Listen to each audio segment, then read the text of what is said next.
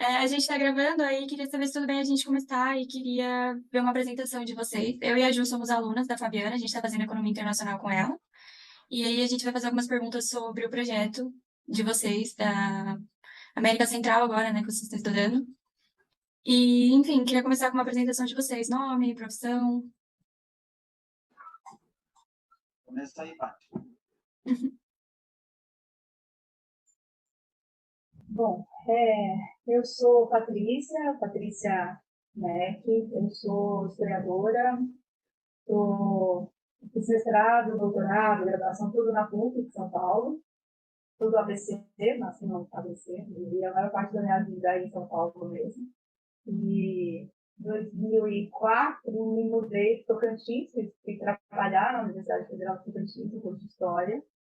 Em 2015, vim para a UNILA, né, a Universidade Federal da Integração Latino-Americana, aqui em Foz do Iguaçu. Então, é um pouco isso na minha apresentação. Trabalho com temas vinculados à ditadura, no Sul do Sul, memória, direitos humanos. E aqui eu sou professora do ciclo comum de estudos na disciplina de Fundamento da América Latina e mestrado em Integração Contemporânea. É isso. Tá ótimo, obrigada. Bom, boa noite, mais uma vez para vocês. Obrigado pelo convite. Eu sou professor de História também, formado, graduado em pós-graduação, mestrado e doutorado em História, aqui na Universidade Federal de Mato Grosso do Sul. É um campus de Três Lagoas, na divisa aqui com o estado de São Paulo. Estou do outro lado do Rio Paraná, faz divisa aqui com São Paulo. Meu mestrado, a minha graduação foi aqui na UFMS, mas no outro extremo do estado, lá no Pantanal, em Corumbá. Isso lá, a Patrícia não falou, né, mas quando ela fez graduação, mas a minha foi na década de 90. E depois do mestrado eu fiz em Porto Alegre e doutorado na Unicamp, sempre na área de história do Brasil contemporâneo, mas também de América, né? Minhas pesquisas caminharam já no doutorado mais para a América Latina, relações entre Brasil, Argentina, Uruguai, Paraguai, mas via Mato Grosso no começo do século XX. Daí quando eu entrei na universidade aqui como efetivo, em 2006, eu passei a ocupar essas disciplinas, né? Brasil, América Independente, história, né? Sempre história da América, história do Brasil contemporâneo e também, além de outras discussões sobre ensino e pesquisa. Tá ótimo, obrigada. Então eu vou começar a fazer as perguntas, tudo bem? A primeira delas a gente queria saber como vocês atuam dentro do programa e qual o objetivo de vocês, o objetivo principal, pelo menos. Bom, vou começar. Então, eu conheci o programa em 2014, quando eu estava no Tocantins ainda, por conta de um amigo comum que eu e o Fábio temos, que é o Rodrigo, e também tem o Fábio, né? Ele participou de uma banca de concurso lá em 2014, e aí eu conheci, né, nessa ocasião. Aí o Rodrigo falou um pouco para mim sobre o programa, por conta de eu estar indo para a UNILA, né? Eu estava nesse processo de sair de uma universidade e ir para outra, então eu conheci o programa a partir daí, participei de algumas edições. Pessoalmente, o meu objetivo em participar do programa é poder discutir, conhecer e pensar sobre a América Latina, né? Nessa visão muito mais focada na história, mas sem perder esse dado de ser um programa interdisciplinar, né? E de poder ter essa possibilidade de visitar os países, de ouvir o que as pessoas que são naturais do país, né, dizem sobre ele, as pessoas que vivem, né, nos países, e, ao mesmo tempo, com isso, perceber quais são os temas comuns, né, quais são as preocupações comuns, estabelecer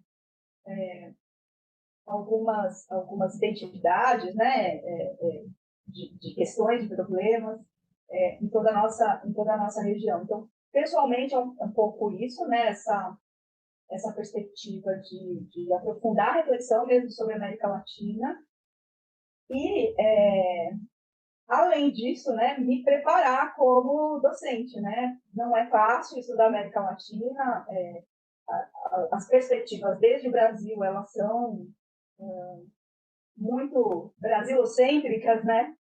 E aí a gente acaba olhando desde aqui com um olhar muito torto, às vezes, né? E o programa acho que ajuda a calibrar um pouco esse olhar. Bom, eu tomei contato com o programa nessa fase aí da pandemia, né? Online. Esses trabalhos, essa multidão de lives, não sei o que foi no começo ainda, a gente estava com pique, né? De assistir muitas coisas, pegar muitas coisas, né? Trancado em casa. Aí eu entrei em contato, mas não com programas de extensão, mas era comecei assistindo, né? Tendo acesso às discussões, às mesas montadas naquele momento ainda não era a América Central, era a América fez discussões de vários temas sobre a América Latina, mas não necessariamente a América Central. Depois que foi se definindo pela América Central para a gente pensar nessa possibilidade de fazer a visita, fazer essa viagem. Aí eu já estava, né, acompanhando, passei a conhecer melhor o programa a partir dos livros já editados, né, das experiências outras de outras viagens, e veio muito assim ao que eu tinha eu queria mesmo, né? Porque estudar a América Central, a América Latina, dialogar, né? Porque a América Central é pouco estudada por nós brasileiros nos nossos programas, tal, de pós-graduação. Eu mesmo estudei uma coisa de América do Sul ou Latina, né? Pelas definições das minhas pesquisas. Mas a América Central, mesmo sendo professor de América, eu tive pouco acesso a pesquisas, tal. Então isso me interessou muito.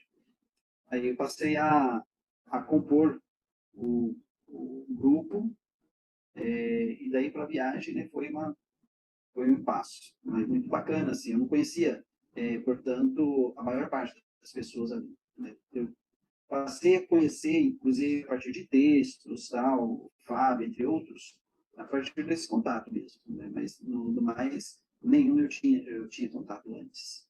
Porque, como o programa também acontecia presencialmente em São Paulo, né?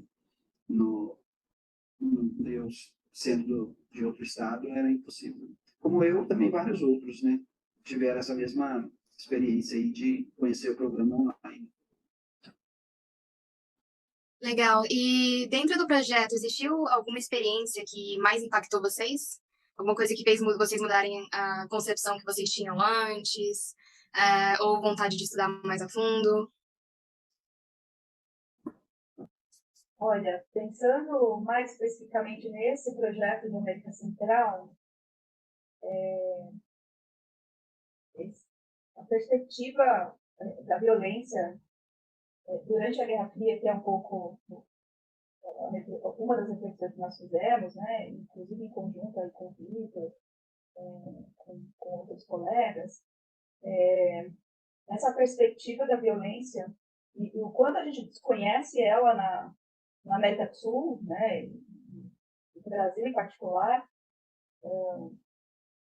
foi bastante impactante, assim, sabe? Tanto o tamanho dela, né, pensando nos 200 mil mortos na Guatemala, os 75 em El Salvador, né, durante os conflitos armados. E, em geral, quando a gente pensa em violência ditatorial, né, estados contra-insurgentes, a gente pensa, por exemplo, a Argentina, foram 30 mil mortos durante a ditadura, isso sempre me impactou, acho que toda uma geração de estudiosos, né?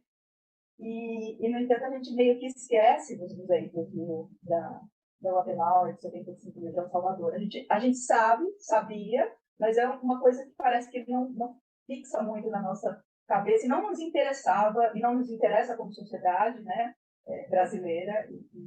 Isso foi muito impactante. E aí entre outros, né, foram muitos impactos e muitas descobertas, né?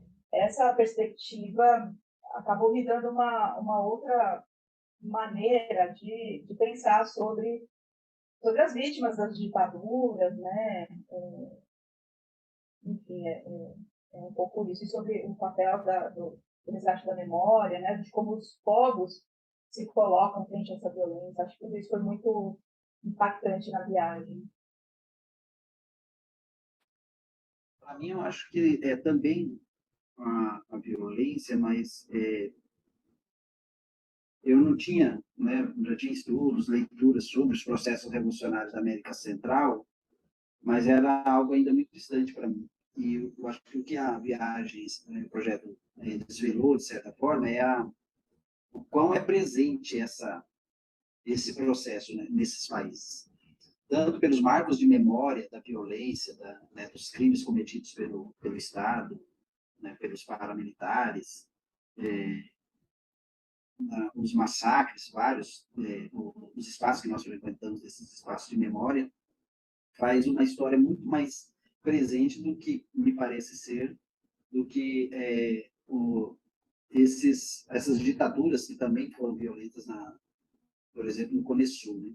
Que, de alguma forma, mas é isso, né? Essa comparação que a Patrícia faz também é o que torna esses processos, essa história na América Central muito mais quente no contemporâneo. E pelo tempo histórico também, que é curto, né? Se a gente pensar que são da década de 70 e 80 do século passado, 60 para frente, mas especialmente década de 70 e 80, na história isso é recente.